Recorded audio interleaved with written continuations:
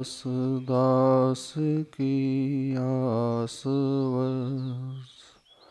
श्वास श्वास परवास पार्श्व करो मत दास को उदासता का दास ना तो सुर सुख चाहता शिव सुख की ना चाह तव थुति सरवर में सदा होवे मम अवगाह। बोले देवादिदेव अतिशयकारी श्री चिंतामणि पार्श्वनाथ भगवान की।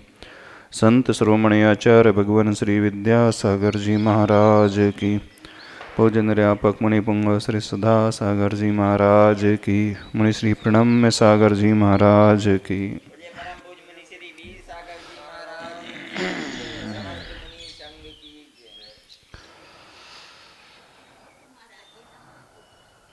मेरा मन दुर्बल ना हो, भजन लिखा है महाराज ने, प्रणम्य सागर महाराज जी ने। जो खबरें सुनने मिल रही हैं, उन खबरों को सुनकर के ऐसा लग रहा है कि अधिकांश लोगों का मन बहुत दुर्बल हो रहा है। अधिकांश लोग मन से हार रहे हैं, तन से नहीं, पहले वे मन से ही डर गए हैं। और जो व्यक्ति मन से हार जाता है,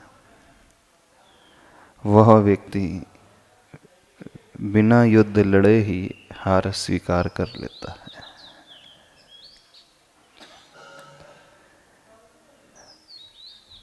मन के हारे हार है, मन के जीते जीत। ये सूक्ति सभी लोगों ने सुनी होगी, सभी लोगों को इसका ज्ञान है, लेकिन सिर्फ ज्ञान है, आस्था का विषय नहीं है। जब जब सिचुएशन, परिस्थितियां, माहौल को देख कर के ऐसी होने लगे, प्रतीत होने लगे हमसे सब कुछ विपरीत हो रहा है, जो नहीं सोचा था वह हो रहा है, हमारे साथ हो रहा है, ऐसा क्यों हो रहा है? अधिकांश लोगों के मन में प्रश्न आ रहे हैं। व्यक्ति का मन दुर्बल कब होता है? दुर्बल से मतलब कमजोर। दुर्बल से मतलब सत्वहीन, शक्तिहीन। तो क्या मन की भी शक्ति होती है? हाँ, मन की भी शक्ति होती है। रादर मन की शक्ति सबसे बड़ी शक्ति होती है। इससे बड़ी शक्ति कोई नहीं होती है।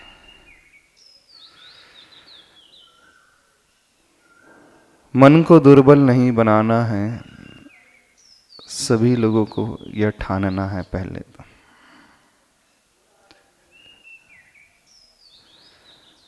जब तक हम भीतर से ये ठानेंगे नहीं, कुछ नहीं होगा। हो सकता है आप लोग कहो कि जब सब अच्छा अच्छा चलता है तब तो लगता है कुछ नहीं है, हमारा मन सबल है, मन मजबूत है। लेकिन यकायक कुछ ऐसी घटना घट जाती हैं, तब कंट्रोल नहीं रह पाता है। हो सकता आप ये भी कह सकते हो कि महाराज जी आपको तो सिर्फ कहना है, यदि आपके साथ घटेगा तो फिर आप अपने आप को कैसे संभालोगे? हो सकता, प्रश्न उठ सकता है कि नहीं उठ सकता? जिस पर बीतती है वही जानता है, जिस पर नहीं बीती है उसे कहने में तो बहुत अच्छा लगता है। जैसे दूसरों को समझाना बहुत आसान होता है। अच्छे से रहना चाहिए, विल पावर मजबूत रखना चाहिए, घबराना नहीं चाहिए, मन को दुर्बल नहीं बनाना चाहिए, डरना नहीं चाहिए, हर परिस्थिति का सामना अच्छे से मजबूती से करना चाहिए। यदि हम सामना मजबूती से कर लेंगे तो जीत जाएंगे। ये शब्दों के माध्यम से बहुत अच्छा लगता है, लेकिन जब हमारे जीवन में बीतने ही लगे उस समय ये उपदेश सारा का सारा धरा का धरा रह जाता है। उस समय ये सारी सीख गायब हो जाती है, सारी शिक्षा पलायन कर जाती है। उस समय कुछ याद ही नहीं आता। कितना भी पढ़ा हो, कितना भी सुना हो, कितनी भी भावना भाई हो, कितना भी दृढ़ अभ्यास किया हो, उस समय सब छूमंतर हो जाता है। ऐसी है ना शिकायत, यही ना अधिकांश लोग ये कहते हैं। जब सब अनुकूल होता है तभी सुनने में बहुत अच्छा लगता है। हाँ, अपने आप को अच्छे से रखना चाहिए, मजबूत रखना चाहिए, लेकिन जब बीतती है तब सब पता नहीं क्या हो जाता है। अधिकांश लोगों की यही शिकायत है। दूसरों को समझाना बोले बहुत इजी है, उसमें क्या बात है?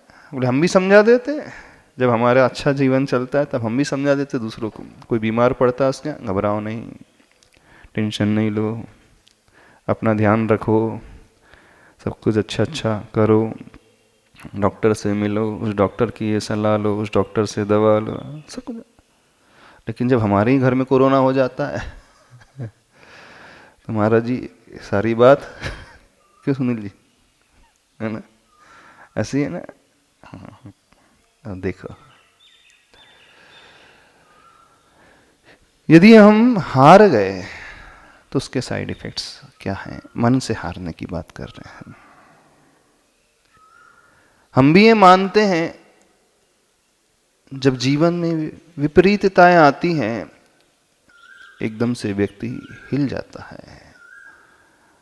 आप खड़े हो, कोई आके टक्कर मार दे, उस समय एकदम कंट्रोल नहीं रहता, तात्कालिक बिल्कुल ऐसा ही होगा। लेकिन जो अंदर से दृढ़ता लिए हुए होता है वो हिलने के बाद भी अपने आप को संभाल लेता है। फर्स्ट रिएक्शन हिलना, कंपन होना, उसमें कोई गलत नहीं, हम नहीं समझते कुछ भी है, हो जाता है, अधिकांश लोगों के साथ हो जाता है। गलती कहाँ होती है? जब हम हिल गए हैं, जमीन खिसक गई है नीचे की, किसी ने टक्कर मार ही दी है, उस फर्स्ट रिएक्शन के बाद सेकंड रिएक्शन हमारा कैसा हो, उसमें हमारा कंट्रोल कथनचित हो सकता है।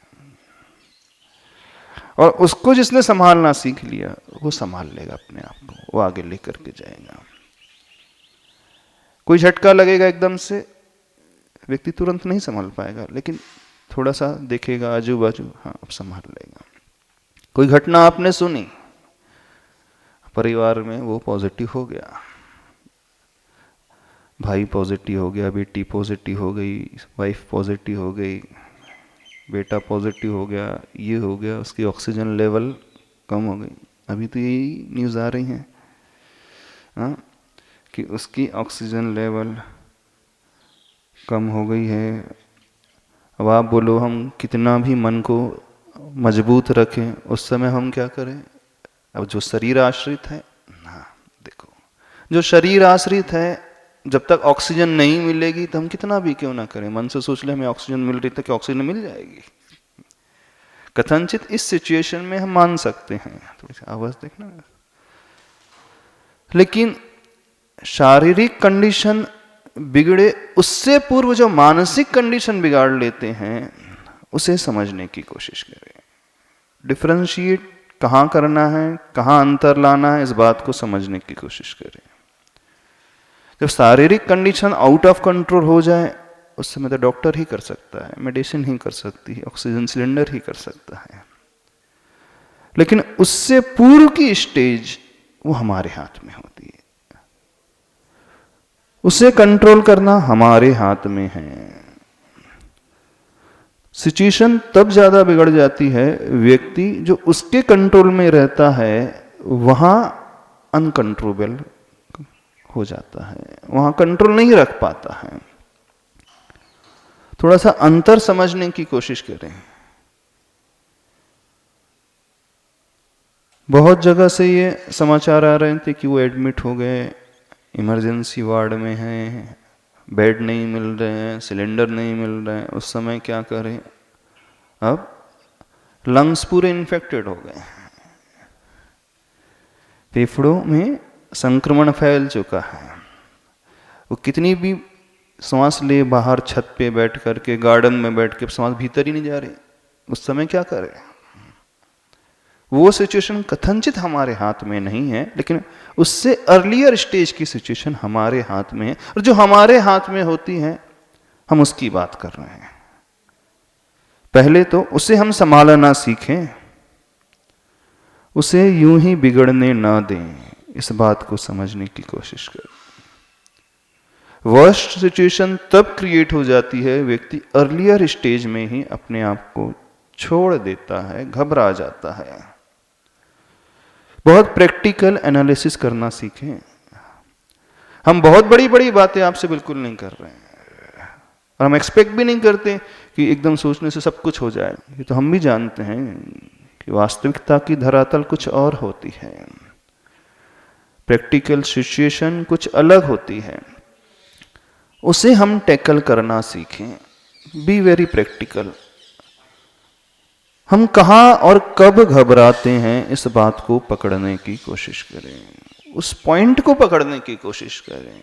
और वो पॉइंट यदि हमने पकड़ लिया, इसके व्यवस्थित करना ना, वो पॉइंट यदि हमने पकड़ना सीख लिया तो समझना सब कुछ हमारे हाथ में है।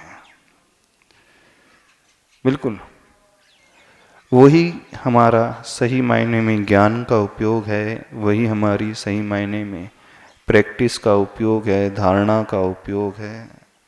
जो हमने सुना है, जो हमने पढ़ा है, जो हमने समझा है, मेन रूप से वही है। देखना, एक बहुत अच्छी घटना आपको बताते हैं, रियल घटना। एक व्यक्ति अपने घर में काम कर रहा था। सवेरे सवेरे उसे लगा कि उसकी उंगली में किसी जीव ने काट दिया। उसने सोचा कोई ऐसी छोटा मोटा जीव जंतु होगा, चूहा आदि हो गया, तो उसने ध्यान नहीं दिया। थोड़ा सा खून सा निकला, उसने ऐसे छोड़ दिया। घर पुराना था, दीवार मिट्टी की थी। बात आई और चली गई। रियल घटना ही बता रहे हैं। लगभग 3-4 वर्ष के पश्चात उसने पुनः अपने घर को रिपेयर किया।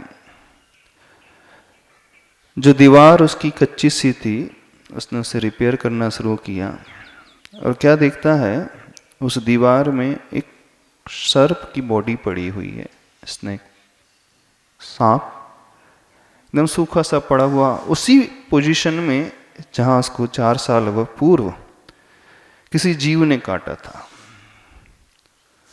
अब जैसे ही वो देखता है, यहां पे सांप पड़ा हुआ, मरा हुआ, और एकदम सूख गया, कुछ नहीं बचा है।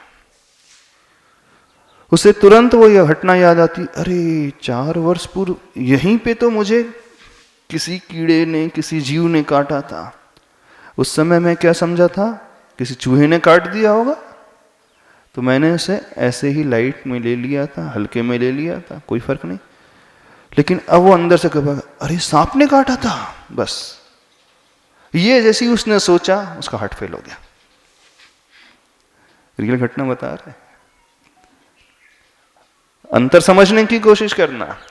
जब वास्तव में उसे सांप ने काटा था, फैक्ट था, उस समय उसे सांप ने ही काटा था, उसने क्या सोच लिया, चूहे ने काटा है। तो उसकी जो सोच थी, उसकी जो धारणा थी, उसका क्या अंतर हुआ, क्या फर्क पड़ा। सांप ने काटने के पश्चात भी वो उसे झेल गया, उसकी बॉडी में कोई अंतर नहीं आया। और जब सांप ने नहीं काटा था और घटना 4 वर्ष पुरानी हो चुकी थी, अब कोई जीव जंतु नहीं था वहां पे, कोई कीड़ा नहीं था, कुछ भी नहीं था, और उसके प्राण निकल जाते। यदि सांप के काटने ही से ही प्राण निकलना था तो 4 साल पहले निकल जाते। नहीं, ऐसे ही होना था ना। हाँ ठीक है, सांप के काटने के से ही निकलना होता तो पहले निकल जाते हैं, लेकिन जब सांप ने काटा उस समय नहीं निकले, और जब किसी ने नहीं काटा उस समय निकल गए। तो उसका मरना किसके हाथ में था? सांप के काटने के हाथ में, स्वयं के हाथ में। तो बहुत बार ऐसा हो जाता है सबके साथ, जो हम धारणा बना लेते हैं भीतर से, बिल्कुल उसी के अनुरूप हमारा शरीर भी रिएक्ट करने लगता है। इफेक्ट है, उसी के अनुसार पूरी की पूरी बॉडी जो है प्रतिक्रिया देने लगती है। तो उसे समझने की कोशिश करें, हमें क्या सोचना है, कितना घबराना है, कितना डरना है, कितना अपने आप को खोना है, कितना अपने आप को संभालना है। समझ रहे हो? नहीं समझ रहे? आप भी जीवन में कितने बार मरते हैं मरने के पहले? अधिकांश लोग जीवन में एक बार नहीं बहुत बार मरते हैं, मृत्यु आने के पहले, मृत्यु के डर से। अधिकांश लोग बहुत बार बीमार पड़ जाते हैं कोरोना होने के पहले, कोरोना के डर से। नहीं, कई घटना सुनने में आ रही हैं, उसे फीवर आया, किसी ने सुसाइड कर ली, बोले क्यों? अब मैं संभाल नहीं पाऊंगा अपने आप को, आत्महत्या कर ली। क्यों आत्महत्या कर ली? अब बहुत पीड़ा होगी, बहुत वेदना होगी, अब तो मैं गया। तो वायरल फीवर भी कोरोना में बदल जाता है, जबकि था नहीं, वो था तो ऐसे सामान्य बुखार, क्योंकि सीजनेबल बुखार आ जाता है, मौसम बदलता है, तो शरीर में परिवर्तन होते, सबके साथ होते, उसमें कोई बड़ी बात नहीं है। लेकिन आज का माहौल कैसा बना हुआ है? थोड़ी सी छींक आई नहीं की, अरे कोरोना हो गया। एक ठसका लगा नहीं की, अरे अब तो मैं गया। सही से बताओ, ऐसे लग रहा है? नहीं लग? अच्छो को अब तो मैं गया। हम मानते हैं कुछ लोग कोरोना से अफेक्टेड हो सकते हैं, इसे डिनाई नहीं कर रहे हैं, लेकिन पहले से जो घबराहट हम भीतर पैदा कर लेते हैं, उसे जीतना सीखें।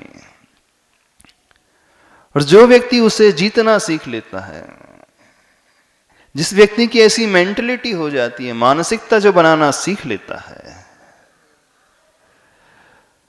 वह हर क्षेत्र में आगे निकल जाएगा। घबराने से नहीं, जीत करके आगे निकले। क्योंकि प्रॉब्लम्स हर एक के लाइफ में आते हैं, परेशानियां हर एक के जीवन में आती हैं। कोई भी ऐसा नहीं संसार में जिसके जीवन में नहीं आती हूं। छोटे से छोड़ दो, बड़े बड़े महारथियों के जीवन में भी आते हैं, महापुरुषों के जीवन में भी आते हैं। फीवर किसी भी हो सकता है, आपको हो सकता है, हमें हो सकता है, नहीं हो सकता, किसी को भी हो सकता है। आप कितना भी बचने की कोशिश करो, घर में पैक कर लो अपने आप को, विंडोज बंद करके रखो, विंडो से झांको नहीं, डोर ना खोलो, तो आप सोच रहे हो कि नहीं हमें नहीं होगा, तो इस भरोसे में भी नहीं रहना, क्योंकि एटमॉस्फेयर इस प्रकार का हो गया है। लोग बोल रहे हैं, डॉक्टर बोल रहे हैं एयर में ही फैलने लगा है, तो क्या करना? इसका अर्थ ये नहीं कि आप घूमने लगो, हमें नहीं कह रहे आपसे, घर बार छोड़ करके बढ़िया अच्छे से घूमो, नेग्लिजेंसी नहीं करना है, लेकिन एट द सेम टाइम अपने आप को अंदर से प्रिपेयर रखना है, ये हम कह रहे हैं। जो व्यक्ति अंदर से तैयारी रखता है, एटलीस्ट जो उसके हाथ में है वहां वो परास्त नहीं होगा, हम ये कहना चाह रहे हैं। जो हमारे हाथ में नहीं है उसे हम नहीं रोक सकते, नो डाउट, उसमें कोई बात नहीं, कोई भी नहीं रोक सकता। अब जैन धर्म के अनुसार कर्म सिद्धांत आ जाता है, यदि निकाचित कर्म का उदय है तो उसे भोगना ही पड़ेगा, उसे टाला ही नहीं जा सकता। लेकिन कुछ कर्म ऐसे होते हैं जिन्हें हम टाल सकते हैं, जिन्हें हम उपशमित कर सकते हैं, दबा सकते हैं, जिन्हें हम संक्रमित कर सकते हैं, पलट सकते हैं, बदल सकते हैं, जिनकी ड्यूरेशन हम कम कर सकते हैं, जिनकी इंटेंसिटी हम कम कर सकते हैं। तो बहुत कुछ हमारे हाथ में है। प्रतिकूलता की इंटेंसिटी कम करना, यानी उसकी शक्ति को कम करना, उसकी स्थिति को कम करना, उसे पलट देना, यानी संक्रमित करा देना, बदल देना, अथवा उसे उपशमित करा देना, उपशमकरण करते हैं। कर्म सिद्धांत के अनुसार जो करणों की व्यवस्था, यदि हम वो बोले तो हो सकता है समझ में ना आए, लेकिन सामान्य शब्दों में कह रहे हैं कुछ सिचुएशन को हम दबा सकते हैं, कुछ को हम कम कर सकते हैं, कुछ की ड्यूरेशन को कम कर सकते हैं, और कुछ को हम टोटली चेंज कर सकते हैं, ये हमारे हाथ में। लेकिन कुछ कर्म ऐसे भी होते हैं जिसे हम कुछ भी नहीं कर सकते, उसे एज इट इज भोगना ही पड़ता है। यदि वो कर्म होगा तो नियम रूप से भोगना ही पड़ेगा, उसमें हमारा वो जोड़ नहीं चलता, वो चल भी नहीं सकता। लेकिन बहुत सारे कर्म ऐसे हैं, बहुत सारी सिचुएशन ऐसी होती हैं जिसे हम बदल सकते हैं, चेंजेस उसमें ला सकते हैं। तो जिसमें हम चेंजेस ला सकते हैं उसे हम ये क्यों मान करके चलते हैं कि हम इसमें कुछ नहीं कर सकते। प्रॉब्लम यहां आ जाता है, इस बात को समझने की कोशिश करो। तो दोनों ही सिचुएशन, दोनों ही प्रकार की सिचुएशन होती हैं। कुछ हमारे हाथ में है, कुछ हमारे कर्म के अधीन है, अथवा जिसे व्यक्ति कहता है भाग्य के अधीन है। समझ रहे हो कि नहीं? तो जो हमारे अधीन है उसे हम भाग्य पर क्यों डालना चाह रहे हैं, उसे हम परिस्थिति पे क्यों डालना चाह रहे हैं, उसे हम क्यों खोना चाह रहे हैं? तो समझो कितना हम कर सकते हैं, कितना हम नहीं कर सकते। जो हम कर सकते हैं वो तो हम बदलने की कोशिश करें। वो कैसे बदला जाएगा? वो वैसे ही बदला जाएगा जिसका मन दुर्बल ना हो, जिसका मन सबल हो, मजबूत हो, वह व्यक्ति बदल सकता है, और कोई नहीं बदल सकता। तो पहली चीज, अपने मन को मजबूत बनाओ। मन से नहीं हारना है, मन से तो मजबूत रहना, जीतना है। जो होगा बढ़िया होगा, डोंट वरी, बी हैप्पी, अच्छा होगा जो होगा। एटलीस्ट इससे बहुत अंतर आएगा। और एट द सेम टाइम उसकी भी प्रिपरेशन रखो। यदि वर्स्ट सिचुएशन क्रिएट होती है तो हम उसे कैसे टैकल करें, उसका सामना कैसे करें, उसी समय अपने आप को तैयार भी रखो मानसिक रूप से। ये हम कह रहे हैं। ये सही तरीका होता है जिंदगी को जीने का, हर सिचुएशन को फेस करने का। तो बी वेरी प्रैक्टिकल, बहुत प्रैक्टिकल होना सीखिए। हर परिस्थिति को बहुत अच्छे से खुली आंखों से एनालाइज करें, विश्लेषण करें, फिर उसके बाद निर्णय करें कितना घबराना, कितना नहीं घबराना, कितना डरना, कितना नहीं डरना। जो हमारे हाथ में है ही नहीं उसमें क्या डरना। जो हमारे हाथ में है उसमें उसे हम संभालने की कोशिश करें, करोगे कि नहीं? हाँ, तो मन को तैयार करो, मन को मजबूत करो, मन को सबल बनाओ। बल से सहित बहुत शक्ति है हमारे भीतर। तो आज क्या करना है? चलो अपने मन को, अपने शरीर को मजबूत बनाने के लिए ध्यान करते हैं। आज मंत्र से नहीं, सिर्फ भावनाओं से करते हैं, धारणाओं से करते हैं। घबराना नहीं, भयभीत नहीं होना, अंदर से सोचते चले जाना, मैं स्वस्थ हूं, मैं अच्छा हूं, मैं फिट हूं, मैं फेस कर सकता हूं, मैं सामना कर सकता हूं, मैं ओवरकम कर सकता हूं सिचुएशन को, मैं घबराऊंगा नहीं, मैं भयभीत नहीं होऊंगा। बस ये धारणा बनाते चले जाओ, बनाते चले जाओ। मेडिकल साइंस में कहता है हमारी बॉडी में रहने वाले कुछ एंजाइम्स होते हैं, कुछ ग्लैंड्स होते हैं, उन ग्लैंड से निकलने वाले वो एंजाइम्स जो हमारे शरीर को भी मजबूत बनाते हैं। समझ रहे हो कि नहीं? और घबरा जाओगे तो उस व्यक्ति के जैसे हो जाओगे। 4 साल पहले सांप ने काटा था, मरा वो अभी। घबरा जाओगे, कोरोना हो गया तो अरे हो गया तो हो जाएगा। हाँ, छींक आ गई तो मुझे तो कोरोना हो गया, मैं गया। अरे जब होगा तो होगा, और हो भी गया तो ये क्यों बोल रहे हैं? 98% रिकवरी रेट है। डेथ रेट कितना है? 2% भी नहीं है, 1% है। हार्डली 1%, रादर 1% से भी कम है। तो 99% तो रिकवर हो रहे हैं ना लोग, ये क्यों घबरा रहे हो, भूल रहे हो? तो अपने आप को 99-98% में देखो, ना कि अपने आप को 1 और 2% वाली रेंज में रखने की कोशिश करो, इस बात को समझने की कोशिश करो। तो व्यक्ति को जैसी छींक आती है अथवा 99 100 बुखार आ गया तो वो सोचता है कि मैं तो गया, मेरा नंबर तो उस 1% वाले लेवल में उसमें आ गया, रेंज में आ गया, मैं तब चला गया। तो मरने के पहले ही मर जाओगे। शरीर से तो बाद में मरोगे, मन से पहले मर जाओगे। तो क्या करना है? मन से नहीं मरना है, मन से जीतना है, तो घबराना नहीं, है ना। सबसे ज़्यादा प्रॉब्लम जो आ रही है आज वर्तमान में लंग्स की आ रही है, श्वास की आ रही है, ऑक्सीजन की कमी की आ रही है। तो लंग्स की कैपेसिटी बढ़ाना सीखो। उसका एक बहुत अच्छा तरीका बताते हैं, श्वास लेकर के उसे रोकना सीखो। जितनी आप रोक सकते हो, जितनी आपकी क्षमता हो रोकना सीखो। रोकेंगे तो हमारे लंग्स में रहने वाले बहुत सारे जो छिद्र होते हैं वो खुल जाएंगे। बहुत सारे छिद्र हमारे ब्लॉक्ड रहते हैं। क्यों? क्योंकि हम श्वास प्रॉपरली नहीं लेते हैं। तो श्वास लेकर उसे भीतर रोकने की कोशिश करें, भर करके जितनी आपकी क्षमता हो, और फिर धीरे धीरे छोड़ते चले जाएं, छोड़ने की प्रैक्टिस करें। उससे क्या होगा? आपके लंग्स की कैपेसिटी विकसित होगी। लंग्स के वो ब्लॉक्स जो छिद्र हैं, ब्लॉक्ड हैं, वो खुलते चल जाएंगे। जैनागम में श्वासोश्वास की प्रक्रिया बहुत महत्वपूर्ण प्रक्रिया है, जिसे कायोत्सर्ग कहा जाता है। उस कायोत्सर्ग को तो बाद में बताएंगे, लेकिन अभी तो सिर्फ शारीरिक रूप से देखना है, ठीक है। चलो 5 मुद्राएं कर लो। पहली मुद्रा ओम अर्हं नमः, ओम अर्हं नमः, ओम अर्हं नमः नमः, ओम अर्हं नमः, ओम अर्हं नमः। रिलैक्स।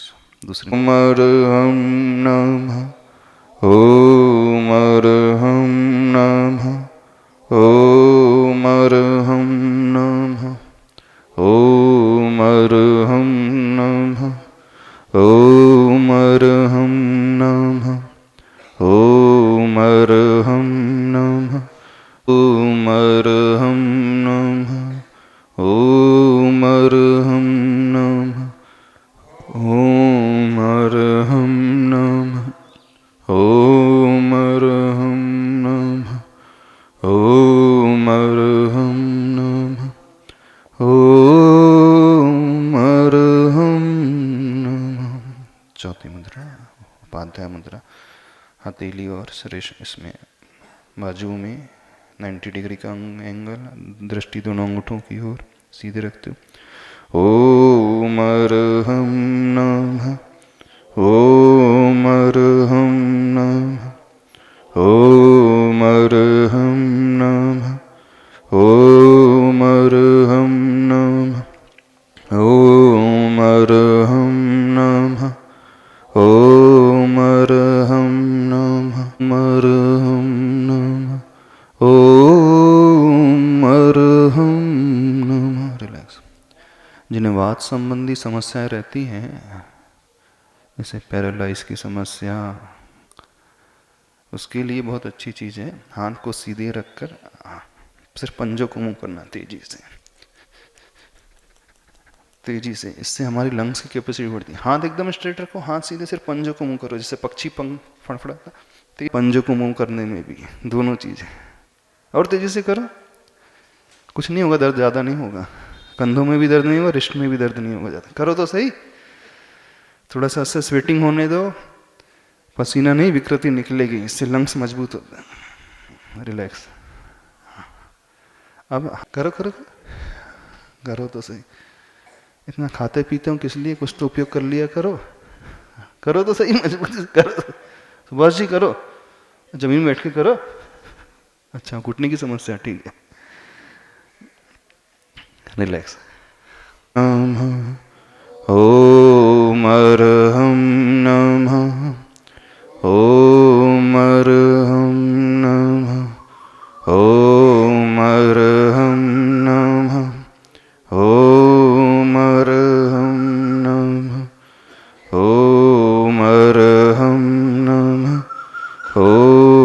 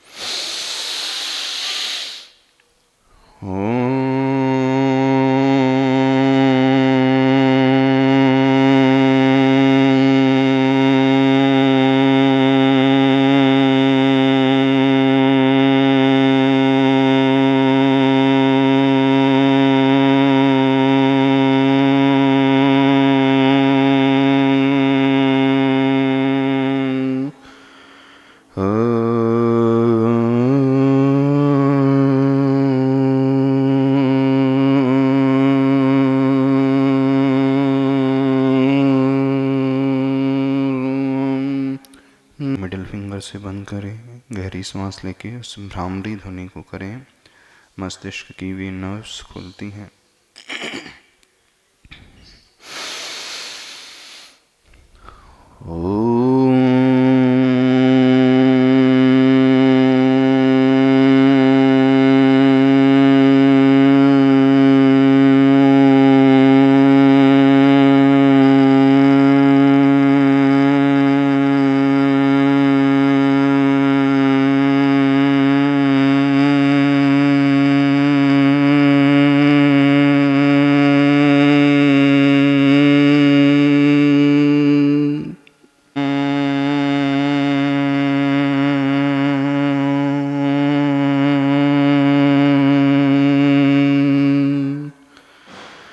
रिलैक्स।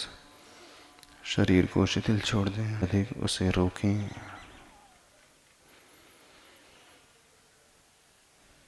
सारा ध्यान हृदय की ओर लाते हुए श्वासोच्छ्वास की प्रक्रिया को करना है।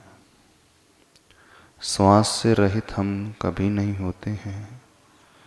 बस आती और जाती श्वास में उन बीजाक्षर को बैठाएं, उससे शक्ति और विकसित होगी। भीतर प्रवेश करती हुई श्वास में ओम बीजाक्षर को बैठाने की कोशिश करें। जितनी क्षमता हो फेफड़ों में भर करके श्वास को रोकें। मानस पटल पर वही ओम की आकृति हो। जब बाहर श्वास आए उस समय अर्हम बीजाक्षर को उससे जोड़ने की कोशिश करें। सारा ध्यान हृदय केंद्र की ओर, वहीं पर हमारा द्रव्य मन होता है, जो सूक्ष्म होता है, अष्ट पंखुड़ियों के आकार का, कमल के आकार का। अपने द्रव्य मन और भाव मन दोनों को आज मजबूत बनाना है। भाव मन हमारे सोचने की शक्ति, ज्ञानावरण कर्म का क्षयोपशम विशेष। द्रव्य मन और शरीर आश्रित पुद्गल वर्गणाओं से निर्मित हृदय के ठीक बीचों बीच उस ओर दृष्टि रखते हुए एक खुले हुए अष्ट पंखुड़ी वाले कमल को देखें और ऐसा ध्यान करते हुए श्वास भीतर लें। जितनी क्षमता हो रोकें, धीरे धीरे उसे छोड़ने की कोशिश करें। धीरे धीरे उस ओंकार की ध्वनि को करते हुए अष्टपंखुड़ी वाले कमल को सिर्फ हृदय में कल्पना के माध्यम से देखने की कोशिश करें। जोर से कहो, मैं पूर्ण स्वस्थ हूँ, मैं पूर्ण स्वस्थ हूँ, मुझे कोई भय नहीं, मुझे कोई डर नहीं। अपने शरीर की ओर दृष्टि लाएं। नीचे से ऊपर की ओर चलना है। सर्वप्रथम अपने पैरों की ओर दृष्टि, पैरों की उंगलियों की ओर दृष्टि। बहुत प्रेम भरे भावों से उन उंगलियों को देखें। उंगलियों में होने वाले सेंसेशन को फील करें, संवेदना को फील करें। उसमें प्रवाहित होने वाले रक्त को देखें। आंखें बंद रखते हुए अपने ही चरणों को देखें। अपनी एड़ी और पंजे को देखें बहुत प्रेम भरे भावों से। मेरा पैर का वह हिस्सा पूर्ण स्वस्थ है, उसमें कोई दर्द नहीं, कोई पीड़ा नहीं। सांस लेकर के नाभि तक लेकर के जाएं।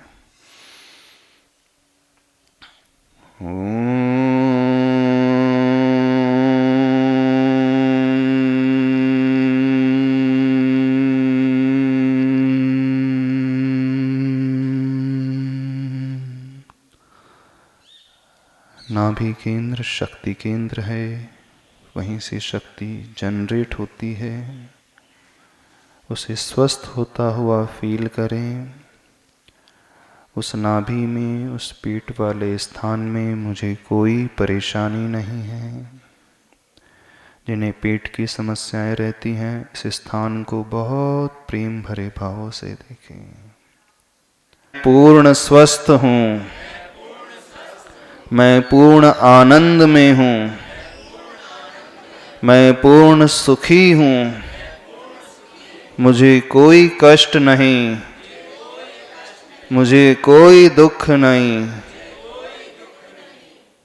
बहुत प्रेम भरे भावों से अपने हृदय को देखें।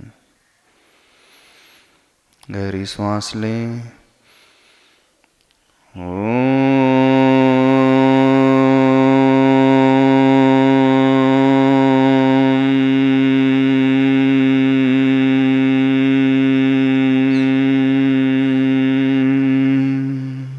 दृष्टि अपने लंग्स की ओर लेकर के आए, फेफड़ों की ओर लेकर के आए।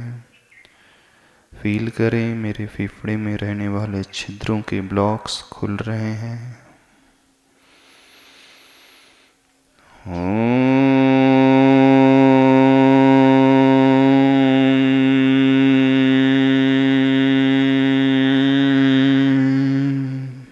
किसी प्रकार की कोई तकलीफ नहीं है। अपने दोनों गालों की ओर लेकर के आए। अपनी नासा की ओर, जहाँ से श्वास भीतर प्रवेश करती है, उस भीतर जाती हुई श्वास को देखें बहुत प्रेम भरे भावों से। दृष्टि दोनों आँखों की ओर। मेरी दृष्टि, मेरी आई साइट बहुत अच्छी है। अपने माथे की ओर, उस ज्ञान केंद्र की ओर कॉन्सेंट्रेट करें। ऊपर बहते हुई उस रक्त और ऊर्जा को महसूस करें। अपने दर्शन केंद्र की ओर। आनंद स्वरूपो हम,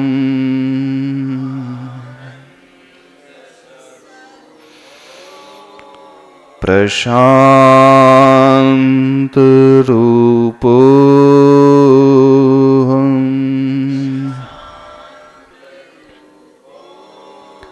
पूर्ण आनंद में हूँ। मुझे कोई रोग नहीं, मुझे कोई भय नहीं, मैं पूर्ण निर्भय हूँ। गहरी श्वास लें।